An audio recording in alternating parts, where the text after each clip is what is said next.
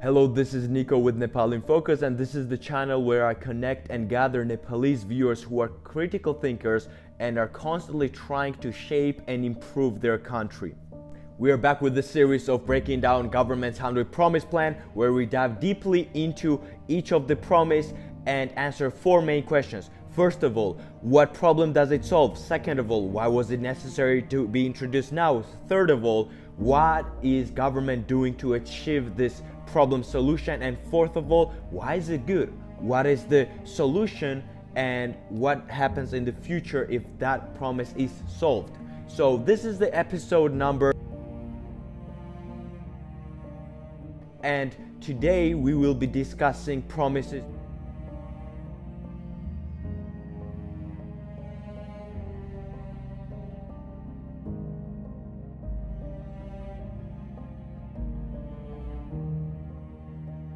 So without further ado, let's jump right into it.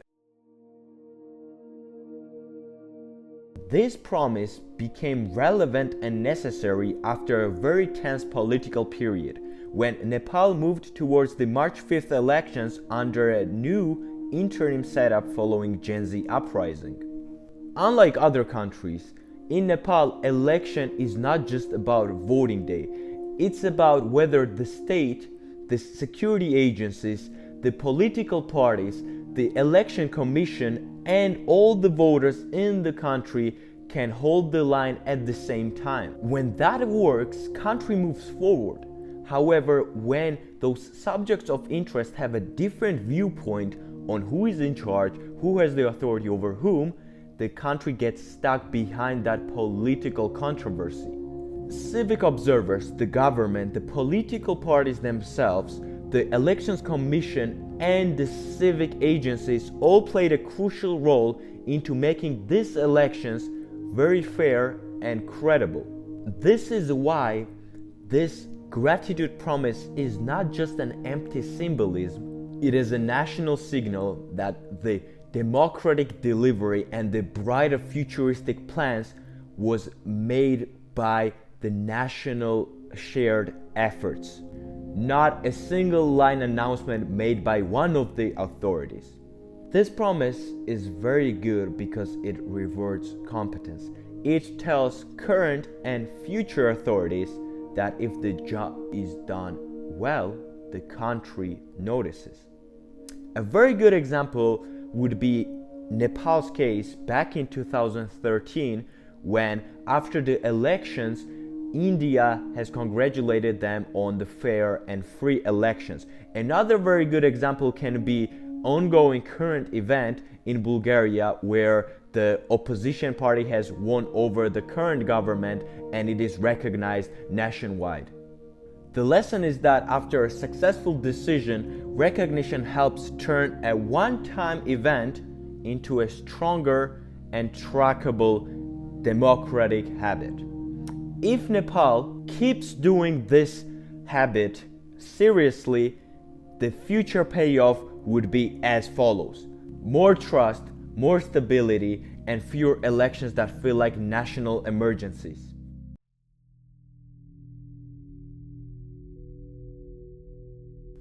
Now, this promise is trying to solve one of the oldest problems Nepal has with the governments. The promises are announced, but the execution somewhere in the line is lost. You may recall in the first video how I kind of addressed this issue, and now is the chance for us to kind of like dive deeply into it. The issue in this is not just the speed, but accountability as well. The ministers give out some sort of promises, but they can later hide behind the process. They can delay it, they can kind of like find some sort of coordinated gaps, and whenever it comes to kind of like the execution day, they can actually say that the moment has already gone. And this promise is directly targeted towards solving that issue. This promise brought by the newly formed government is very straightforward.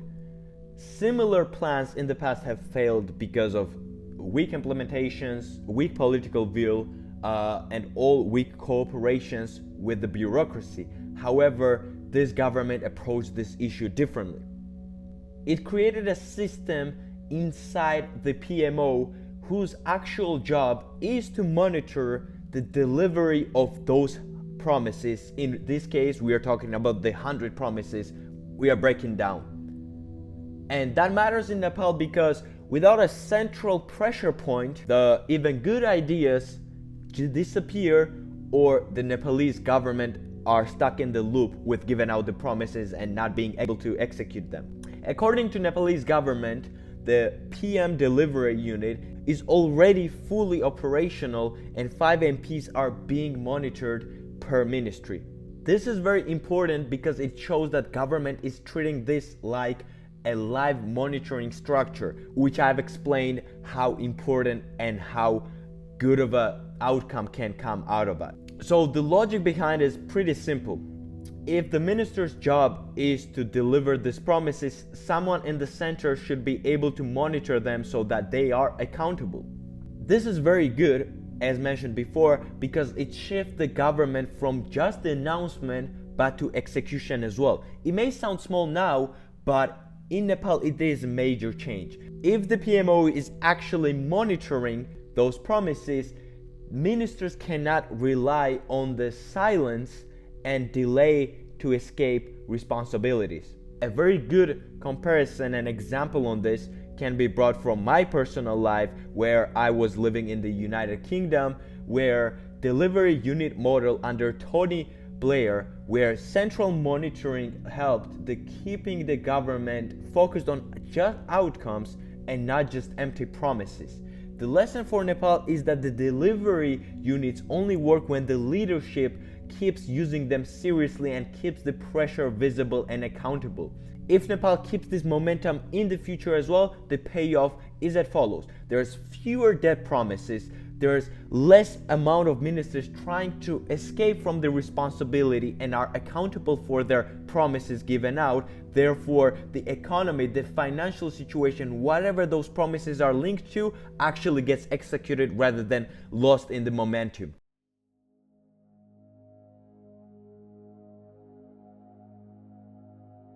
Now this is the first promise that is marked as being broken, so we'll assess what actually happened. The name of the promise is publicly disclose assets before assuming office.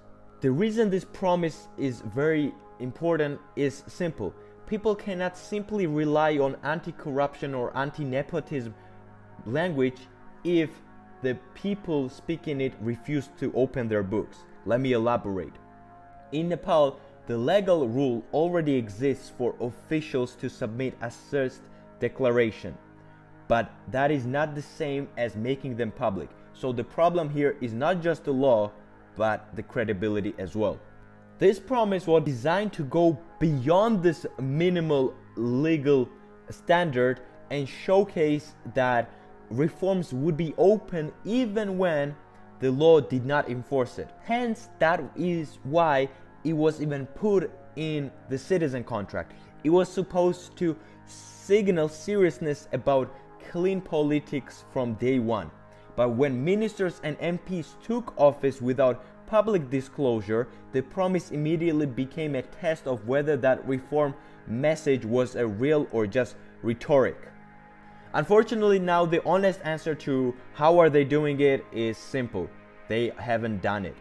While online report says that the party acknowledged the commitment but gave it no timeline, the tracker actually indicates that the swearing in happened without public asset disclosure.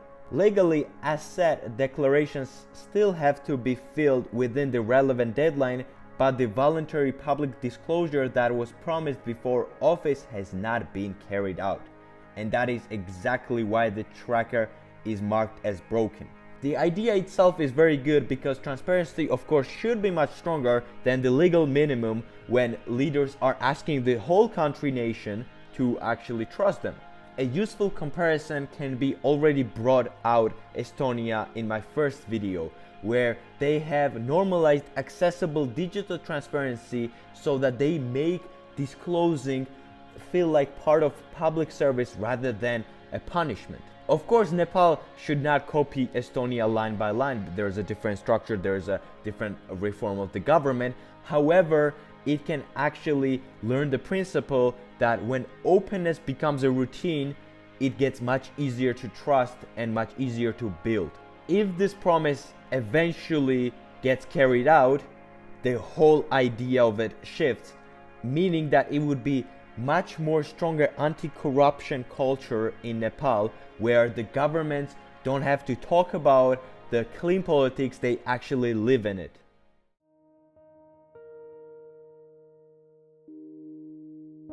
Now we move on to the promises that are delayed but are still promised to be executed. So promise number 17 is about removing supply chain obstacles and ensuring uninterrupted transport on import-export routes. I understand at first glance it may sound very technical, but in Nepal, this issue is one of the most costly and expensive problems the country is still battling with. When the goods on the way to import or export are slowed down, delayed, or any sort of weak logistical coordination interrupts it, the whole country's economy pays for it. Not to even mention that the reputation is kind of fractured. And this is not about only relationship with other countries and exporting goods in other countries. We can even talk about inner logistical issues, such as having the same sort of problem in Kathmandu, where it kind of is shown on a daily basis. The attention to this promise was given simply because Nepal cannot keep pretending like the trade and mobility are not separate issues. They are very much connected. If the goods cannot move smoothly, business suffers and demand decreases, which means that eventually it affects economy, and that means that people are also affected. And this is why this promise is very important. It's not only about the roads, but it is actually about country's ability to function competitively. The tracker here is very blunt. It is simply stating that there is no visual evidence or public evidence of any action being taken yet. That means that there is no visible progress on supply chain bottlenecks, on road improvements has been recorded so far. If the government wants to make this real, it will need both short-term traffic fixes and long-term logistic reforms, better coordination, better processing, and better infrastructure planning. On Kathmandu side, that means traffic discipline and mass transit planning, which is unbelievable when I think about it, simply because I've been there and the planning of logistics there is very hard. However, that is why this promise is given out. This is a very strong promise because it targets the issue that is thrown in people's face on daily basis. It's not like it happens once a year. The traffic issues or exporting and importing goods is happening daily. A very good lesson from other countries is that logistics improve when the whole chain is coordinated, not just when the government simply adds another study or just another announcement. So if this promise gets carried out, this will change not only the daily life of person living in Kathmandu, but the whole country's economy. It will affect the amount of tourists visiting there, simply because it will be much more cheaper to move. It would have better tradings, much less congestion, and Nepal will become much more usable, whether it's in business or in daily life.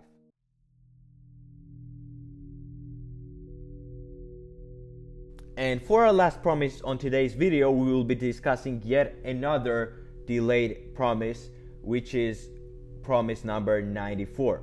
This is not just a simple technical issue that is trying to be fixed here. It is trying to fix a very big weakness in Nepal's modern investigative crime. Because today, cyber fraud, financial scams, and organized digital crime cannot be handled properly with an old school investigative tools. If the police does not have the appropriate tools for it, the evidence gets harder to track. Therefore, it kind of like indirectly boosts the criminal ratio in the country. This issue became a very big one because in Nepal, digital crime problem grows much more faster than its investigative capacity.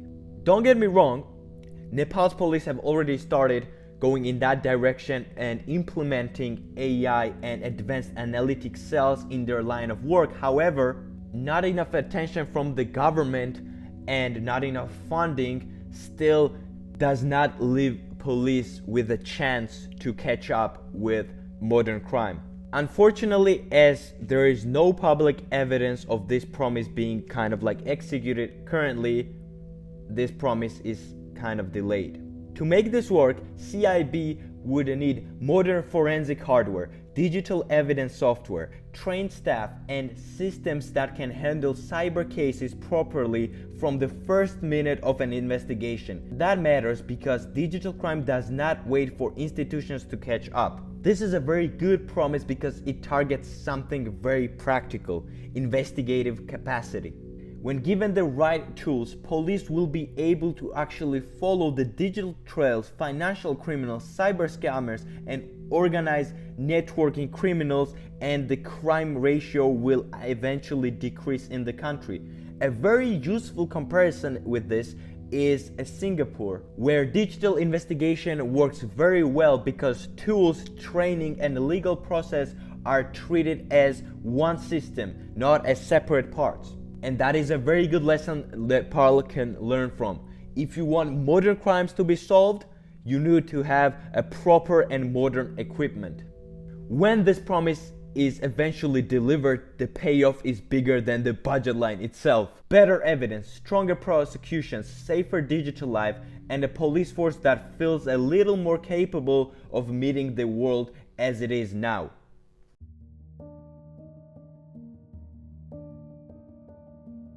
I hope this video helped you better resonate with the promise and gave you a clear understanding of how that promise helps the country. Remember, your voice counts. This was Nico with Nepal in Focus, and I will see you guys in the next video with additional 5 promises.